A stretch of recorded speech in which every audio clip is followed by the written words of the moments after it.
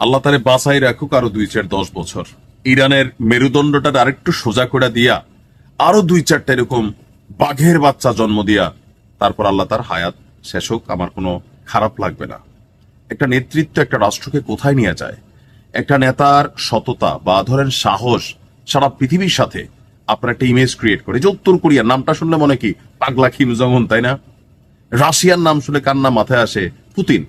আর ইরানের নাম শুনলে বস, সর্বোচ্চ নেতা। নাম নিলে সমস্যা আছে, আবার বোঝেন কতটা রেস্ট্রিকশনে আছে।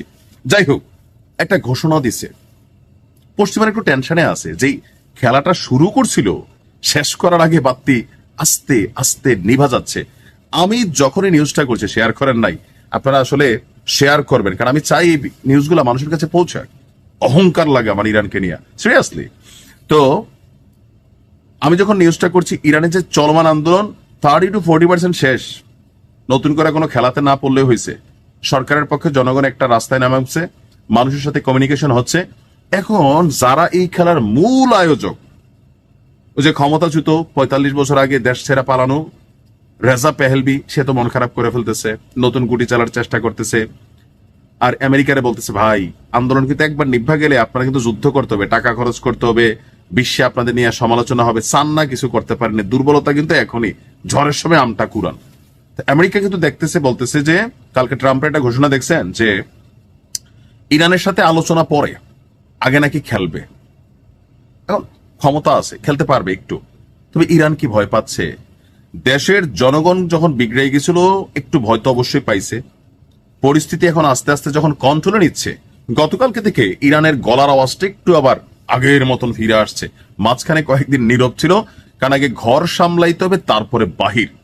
যখনই বুঝছে যে ঘর আমার সামলানো হয়ে যাচ্ছে, তখনই কিন্তু বাহিরকে নিয়ে অ্যাকশনের ঘোষণা। কি ঘোষণা? যদি এখানে কোনো বিদেশি হস্তক্ষেপ হয়, হতে পারে আমেরিকার দুষ্ট ছেলে, হতে পারে আমেরিকা নিজেই, তাহলে এই পুরো অঞ্চল জয় বাংলা করে দিবে। এখন জয় বাংলা বলতে আমরা যেটা বোঝাচ্ছি, এই মুহূর্তে আমি এই শব্দটা ইউজ করতে এই কারণে যে বড় ধরনের খেলা খেলবে, কারণ শব্দগুলোতে একটু ভেজাল হয়, আমার ভিডিও তো ঝামেলা হয় না। যাই হোক, তেহরানে গতকালকে একটা বিশাল সমাবেশ হয়েছে। প্রেসিডেন্ট মাসুদ পেজেশকিয়ান ছিল, আপনাদের খেয়াল থাকার কথা।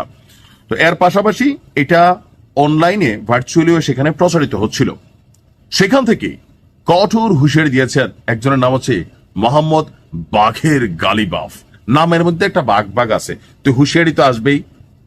সংবাদ মাধ্যম আল জাজিরার প্রতিবেদনটি বলছে যে এই নেতা বলছেন, সামরিক একজন ঊর্ধ্বতন কর্মকর্তা, যে ইরানের উপর কোন ধরনের হামলা হলে তার কঠোর পরিণতি হবে। বিদেশি হস্তক্ষেপ বলে এই পুরো অঞ্চলকে এরা দাউ দাউ করতে দেখবে।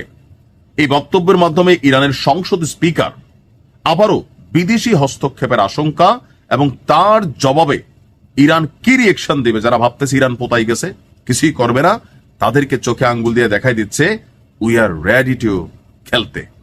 পুরো ইংরেজি বললে ঝামেলা। এর আগেও আপনার বলা হচ্ছে, ইরানের রাষ্ট্রীয় টেলিভিশন থেকে আমরা যেটা দেখছি যে তার দুষ্ট ছেলে যেন বালিশ ছাড়া শুয়ে যায় আমেরিকার, এবং আমেরিকা নিজেও যেন বালিশ ছাড়া শুয়ে যায়। আর এরা হচ্ছে উপরওয়ালার কি ওই লেভেলের প্রতিবেশী, বুঝছেন না, যাদের সাথে ঝগড়া টগড়া হয়, দুশ্মন। নানান বক্তব্য আসছে, এমনকি এই চলমান আন্দোলনের মধ্যে মসজিদ থেকে শুরু করে বিভিন্ন জায়গায় যে জেনজির কিছু অংশ বিড়ি জ্বালাইলে প্রিয়া ছবি নিয়ে এরকম করছে, অনেকে অনেক কিছু এখানে ঘটাইছে, যেগুলোতে ধর্মীয় অনেক কিছু কানেক্টেড ছিল। এগুলা কি মানুষের কাছে পছন্দ হচ্ছে? হচ্ছে না। দেখেন, বাংলাদেশেও সরকার পতনের সময় অনেক কিছু মানুষের কাছে মনে হয়েছে ক্ষোভে, গোসায়, রাগে সঠিক, কিন্তু এখন একটা মানুষের উপর অন্যায় হলে, জুলুম হলে, অত্যাচার হলে জনগণের মধ্যে প্রথম রিয়েকশন আসে পরিবর্তন কি হইল? এটা আসে না? এটা সরকারের চাপ প্রয়োগ করে না? করে। মানুষ ভালোর জন্য পরিবর্তন চাইছে, পুরোনো সিস্টেম কেনা। সে খারাপ ছিল, সেই জন্য সে বাতিল হয়েছে। তুমি এসে যদি বলো আমি তার থেকে কম খারাপ, আর তুমি তো খারাপই, তোমাকে উদারতা রাখতে হবে, ক্ষমার দৃষ্টি রাখতে হবে। তো সে খারাপ করে গেছে, এখন তোমার টাইম আসছে, তুমি খারাপ করবা, তো সে কি আর জীবনে আসবে না? এই দেশ কি কেউ লেখা দেওয়া হয়? প্রকৃতির খেলা কি বোঝা যায় না? কখনো এক মাঘে শীত যায় না। আপনি বাংলাদেশের মানুষের একটা চরিত্র আছে, ভালো আপনি আমার যাই করেন আমি মনে রাখি না রাখি, খারাপটা মনে রাখবো, এটি বাংলাদেশের মানুষের নীতি, তাই না? তো এই মুহূর্তে ইরানেও যারা এরকম একটা ভুল পথে চলে গেছিল তাদের বিরুদ্ধে জনগণ কিন্তু বুঝতে পারতেছে যে খেলাটা বাহিরের, পা দেওয়া যাবে না, পাতানো ফাঁদে খেলবে। ভান্ডার টান্ডার লারা দিছে, ভিতরে হয়তো কম আছে আমি জানি, আমেরিকার সাথে পারবে না, তারপরেও সাহসটা জরুরি। আর মিত্রশক্তি হিসেবে রাশিয়া, চীন একটা ব্যাকআপ আছে। আর এত বড় আন্দোলন থেকে ঘুরে যদি একবার ইউটার্ন নেওয়া যায়, এই জাতিরা আরেকবার এরকম বিক্ষোভ করাইতে 45 বছর লাগবে। মনে রাখেন, যে আন্দোলনটা হয়েছে, শেখ হাসিনা যদি কোন রকমের আন্দোলনটাকে কন্ট্রোল করে ধরেন, উনি টিকা যাইতো আগামী 2041-এর আগে, অথবা শেখ হাসিনার নিজের মৃত্যু না হলে আওয়ামী লীগের হটানো কখনোই যেত না। বাট এই হটানোটাতে আওয়ামী লীগের জন্য ভালো হয়েছে। আমি বলি কেন, অনেকের সাথে অন্যায় অত্যাচার হয়েছে সেটা আলাদা। টানা ক্ষমতায় থাকলে অহংকার তৈরি হয়, মানুষের কথা বুঝতে কষ্ট হয়, জনগণের সাথে সম্পর্কের দূরত্ব হয়, তেলবাজ, লুটেরা, বিভিন্ন মানুষের আগমন হয়, সরকার রাজনীতিগুলার কাজ করে না। আওয়ামী লীগের এখান থেকে যে ভুলগুলো ছিল, শিখার মতন 1001টা জিনিস আছে। শিখতে হবে, বুঝতে হবে।